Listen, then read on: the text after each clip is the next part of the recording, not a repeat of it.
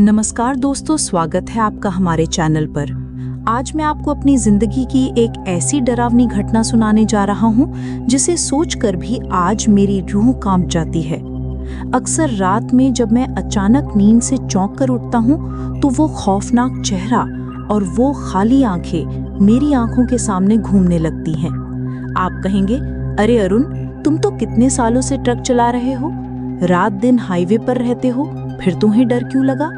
लेकिन दोस्तों, कुछ चीजें ऐसी होती हैं जिन पर सुनकर यकीन करना मुश्किल होता है, और अगर वही चीज आप खुद अपनी आंखों से देख लें तो जिंदगी भर के लिए आपका नजरिया बदल जाता है। मैं पिछले 15 सालों से मालवाहक ट्रक चला रहा हूँ। दिल्ली, आगरा, लखनऊ, ग्वालियर, पूरा उत्तर भारत मैंने चक्कर लगाकर देखा है। अनगिनत रातें मैंने अकेले सड़कों पर गुजारी हैं, लेकिन उस रात, वो आगरा ग्वालियर हाईवे की रात आज भी मेरी आंखों के सामने खड़ी है। उस रात जो मेरे साथ हुआ वो सिर्फ एक हादसा नहीं था, बल्कि किसी अदृश्य ताकत के होने का सबूत था। मैं हमेशा खुद को विज्ञान मानने वाला इंसान समझता था, लेकिन उस रात मेरे सारे वैज्ञानिक विचार हवा में उड़ गए और उसी रात से दुनिया को देखने का मेरा नजरिया ही बदल गया। दोस्तों, आप ये कहानी आखिर तक जरूर सुनिए, क्योंकि इसका हर एक पल आपको आपकी सीट से हिलने नहीं देगा। शायद आप सोचेंगे कि ऐसा सच में हो सकता है क्या? लेकिन मैं आपको यकीन दिलाता हूँ, ये सब मेरी आंखों के सामने हुआ था। तो चलिए शुरू करते हैं मेरी जिंदगी की सबसे डरावनी रात की कहानी। लेकिन उससे पहले कमेंट में अपना नाम और आप किस शहर से ये वीडियो देख रहे हैं ये जरूर लिखना। मेरा नाम अरुण है और मैं कई सालों से दिल्ली की एक ट्रांसपोर्ट कंपनी में ट्रक चलाता हूँ। गाड़ी चलाना, लंबा सफर करना और माल समय पर पहुँचाना, ये सब मेरे लिए रोजमर्रा की बात थी। मेरे साथ हमेशा मेरा साथी क्लीनर रमेश रहता था। रमेश बहुत सीधा साधा था, लेकिन मेहनती और भरोसेमंद। हम दोनों ने मिलकर अनगिनत यात्राएं की थी। सफर के दौरान कभी गाने सुनते, कभी बातें करते, और यूं ही मजे में सफर पूरा हो जाता। एक बार हमें शिवपुर के एक इंडस्ट्रियल एरिया से जनकपुर शहर तक कुछ जरूरी सामान पहुंचाना था। काम जल्दी करने का दबाव था और माल को समय पर पहुंचाना बहुत जरूरी। दोपहर से लोडिंग का काम शुरू हुआ। मजदूरों ने मेहनत से शाम तक ट्रक पूरी तरह भर दिया। करीब 5 बजे सब तैयार हो गया। हमने थोड़ी देर आराम किया, चाय नाश्ता किया और फिर सफर की तैयारी की। मौसम सामान्य लग रहा था, लेकिन बरसात का मौसम था, इसलिए कभी भी बारिश हो सकती थी। शाम 6 बजे हमने सफर शुरू किया। धीरे धीरे सूरज ढल रहा था और आसमान में काले बादल घिरने लगे थे। ट्रक तेज रफ्तार से दौड़ रहा था। जैसे जैसे हम आगे बढ़ते गए, हल्की फुहार शुरू हो गई। शुरू में तो वो बारिश बड़ी सुकून देने वाली थी। मिट्टी की खुशबू और खिड़की से आने वाली ठंडी हवा का मजा लेते हुए मैं ट्रक चला रहा था। छोटे छोटे कस्बे एक एक कर पीछे छूटते गए। सड़कें सुनसान होती गईं, लेकिन जैसे ही हम शहर की सीमा से बाहर निकले, मौसम बिगड़ने लगा। आसमान और गहरा हो गया, बिजली कड़कने लगी, और जब हम भैरव घाट पार करने लगे, तभी बारिश ने अपना भयानक रूप ले लिया। पानी इतनी तेजी से बरस रहा था कि सड़क साफ दिखाई ही नहीं दे रही थी। बारिश की मोटी बूंदें ट्रक के शीशे पर टकरा रही थीं। मैं दोनों हाथों से स्टीयरिंग कस के पकड़े था और दिल में यही दुआ कर रहा था कि सफर सही सलामत पूरा हो जाए। रात का वक्त था, आसमान से झमाझम बारिश लगातार बरस रही थी। ट्रक के वाइपर पूरी तेजी से चल रहे थे, लेकिन फिर भी शीशे के पार कुछ साफ दिखाई नहीं दे रहा था। सड़क पर जगह जगह पानी भर चुका था और सामने से आती गाड़ियों की हेडलाइट्स धुंधली सी दिख रही थीं। मैंने ट्रक की रफ्तार धीमी कर दी और मेरे साथ बैठा था मेरा साथी रमेश। उसके चेहरे पर भी बेचैनी साफ झलक रही थी। भाई, ये बारिश तो थम ही नहीं रही, जरा संभल कर चलाना, रमेश ने कहा। मैंने मुस्कुराकर जवाब दिया, चिंता मत कर, मैं हूं ना। लेकिन सच कहूं तो दिल के भीतर एक अनजाना डर मुझे कचोट रहा था। ऐसा लग रहा था जैसे ये बारिश किसी डरावनी घटना की दस्तक हो। करीब 15 मिनट और सफर करने के बाद जब हम खड़गांव पार कर चुके थे, तब सड़क और भी धुंधली हो गई। हेडलाइट्स का प्रकाश पानी की परछाइयों में खोने लगा। तभी अचानक एक मोड़ पर सड़क के बीचों बीच मुझे कोई आकृति दिखाई दी। पहले तो लगा शायद बारिश में बहकर आया कोई लकड़ी का टुकड़ा होगा या फिर कचरे का ढेर, लेकिन दिल में शंका उठी, आधी रात को सुनसान रास्ते पर आखिर ऐसा क्या हो सकता है। मैंने ट्रक की रफ्तार और कम कर दी। जैसे ही करीब पहुंचा, मेरा कलेजा धक से रह गया। वो ना लकड़ी थी ना कचरा, वो थी एक औरत। हाँ, एक औरत जो सफेद साड़ी पहने हुए थी, बारिश में पूरी तरह भीगी हुई सड़क के बीच खामोश खड़ी थी। उसके गीले बाल चेहरे पर चिपके हुए थे, पूरा शरीर पानी से टपक रहा था और वो कांप रही थी। मैंने झटके से ब्रेक लगाया। इतने साल ट्रक चलाते हुए मैंने कभी ऐसा नजारा नहीं देखा था। आधी रात, तूफानी बारिश और सुनसान सड़क पर अकेली औरत। दिमाग में कई सवाल घूमने लगे। वो यहाँ कैसे आई? कौन है ये? इसे मदद चाहिए या ये कोई धोखा है? मैंने ट्रक की तरफ देखा। रमेश का चेहरा भी सहम गया था। रमेश, जरा देख तो, शायद इसे मदद चाहिए, मैंने कहा। रमेश हिचकिचाया और बोला, अरुण भाई, इतनी रात को, वो भी इस हाल में, मुझे तो कुछ अजीब लग रहा है। मैंने समझाया, अरे इंसानियत के नाते देख तो सही, बेचारी इतनी बारिश में ठिठुर रही है। रमेश ने पहले तो इनकार किया, लेकिन आखिरकार अनमने ढंग से छतरी उठाई और नीचे उतर गया। मैं ड्राइवर सीट से सब देख रहा था। सफेद साड़ी वाली वो औरत अब भी सड़क के बीचों बीच खामोश खड़ी थी। उसकी पीठ हमारी तरफ थी। ठंडी हवाओं में उसका शरीर बुरी तरह कांप रहा था, जैसे हड्डियां जम गई हों। मेरे साथ खड़ा रमेश छाता लेकर उसकी ओर बढ़ा। उसने धीमे स्वर में कहा, अम्मा, क्या हुआ आपको? कहीं जाना है क्या? हम मदद कर सकते हैं। लेकिन औरत ने कोई जवाब नहीं दिया। वो वहीं खामोश खड़ी रही। उसकी पीठ अब भी हमारी ओर थी।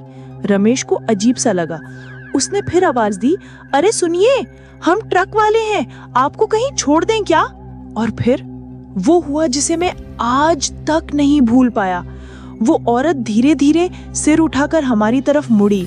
जैसे ही उसका चेहरा सामने आया, रमेश के पैरों तले जमीन खिसक गई। उसकी आंखों की जगह सिर्फ 2 गहरे गड्ढे थे, खाली, काले और भयानक।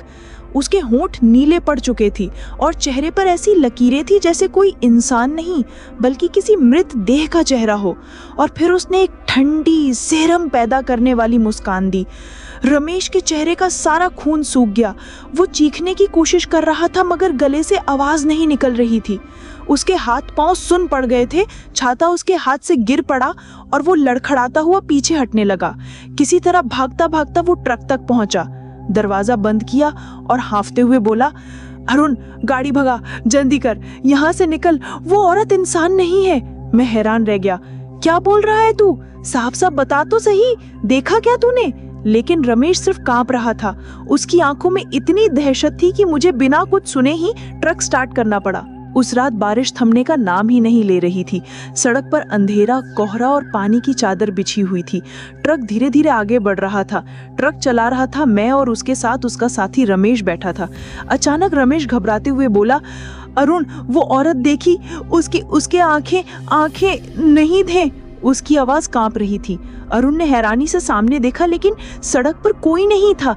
जहां कुछ पहले एक औरत दिखाई दी थी, वहां अब सिर्फ बारिश थी। अरुण के भी रोंगटे खड़े हो गए। इतने में अचानक उसे ट्रक के पिछले शीशे में हल्की सी हलचल दिखी। जब उसने पलटकर देखा तो दिल थम सा गया। वही औरत अब ट्रक के बिल्कुल पीछे खड़ी थी, भीगी हुई ठंडी सांसों के साथ, और उसकी खाली गहरे काले गड्ढू जैसी आंखें सीधा अरुण की ओर घूर रही थी। उसके होंठ टेढ़े होकर एक अजीब क्रूर हंसी में बदल गए। चेहरा इतना डरावना था कि जैसे इंसानी शक्ल ही ना हो। और उनके शरीर का खून जम सा गया। दिमाग में सिर्फ एक ही ख्याल आया, भाग यहाँ से। बिना सोचे उसने एक्सीलरेटर दबा दिया और ट्रक तेजी से आगे बढ़ा दिया। वाइपर पूरी स्पीड पर चल रहे थे, लेकिन बारिश इतनी तेज थी कि सामने भी ठीक से नहीं दिख रहा था। उसने पीछे देखने की हिम्मत नहीं की, बस यही चाह रहा था कि किसी तरह ये जगह जल्दी से छूट जाए।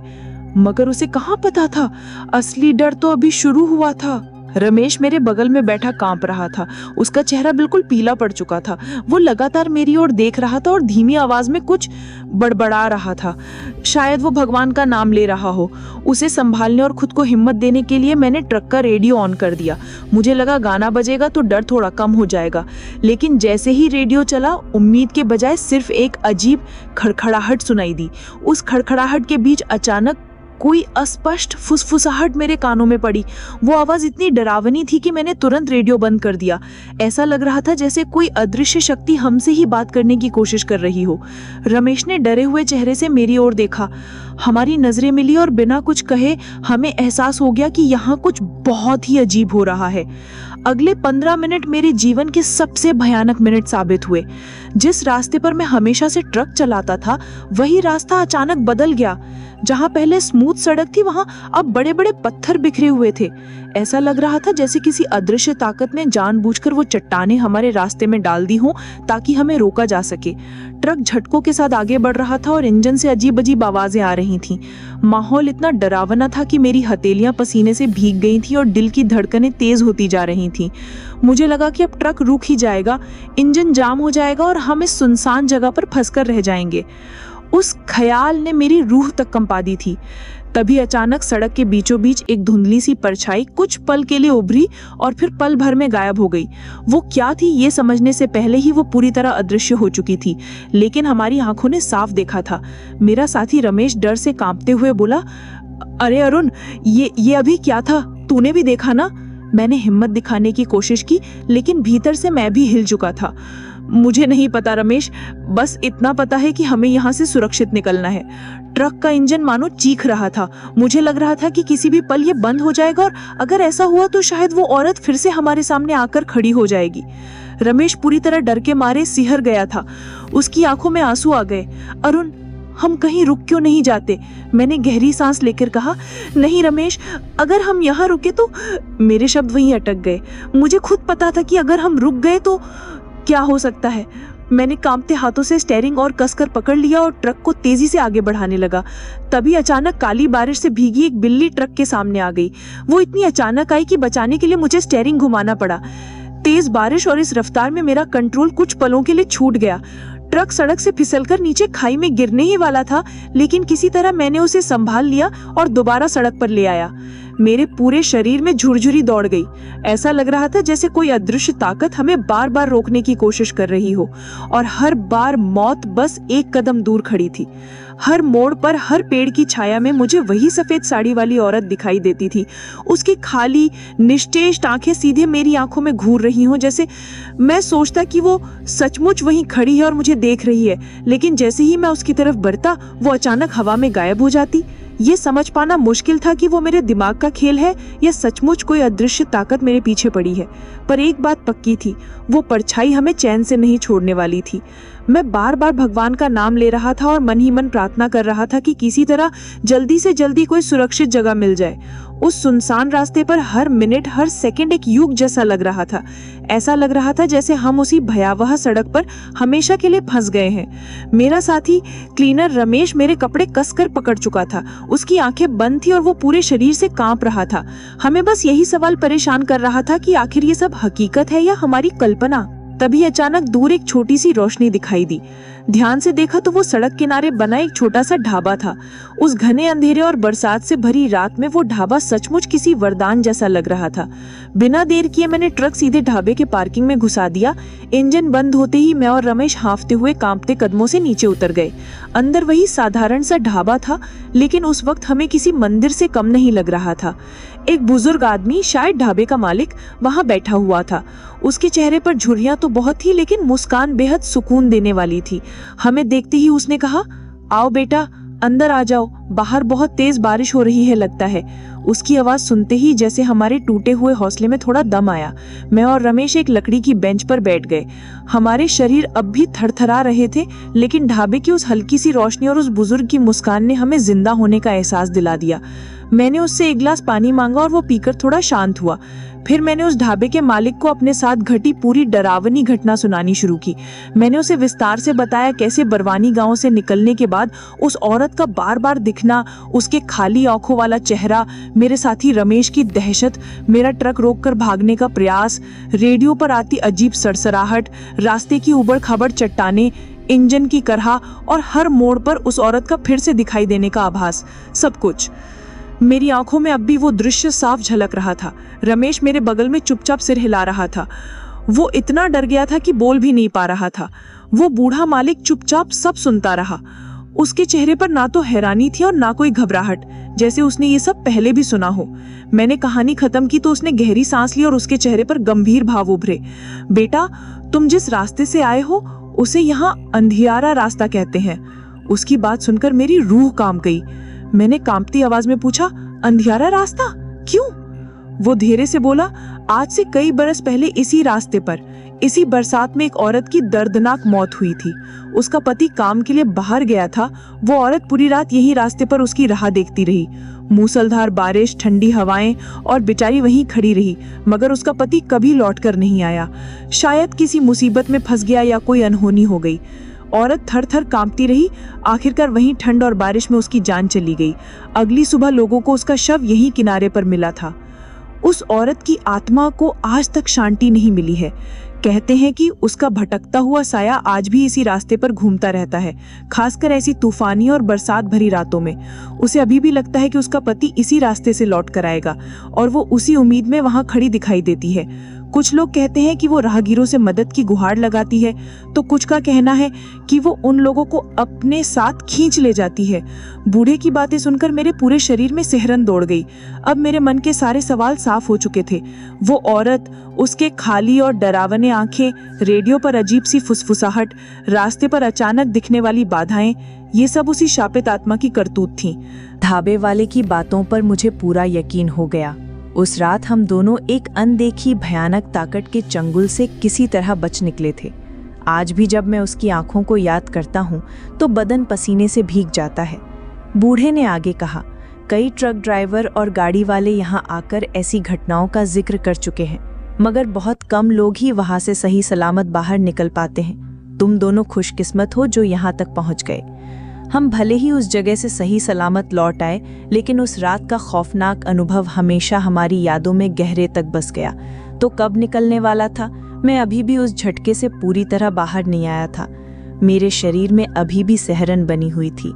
उस ढाबे के बुजुर्ग मालिक की बातें सुनकर मेरे मन की भयावहता और भी गहरी हो गई। मैंने अपने लिए और रमेश के लिए गर्म चाय मंगाई।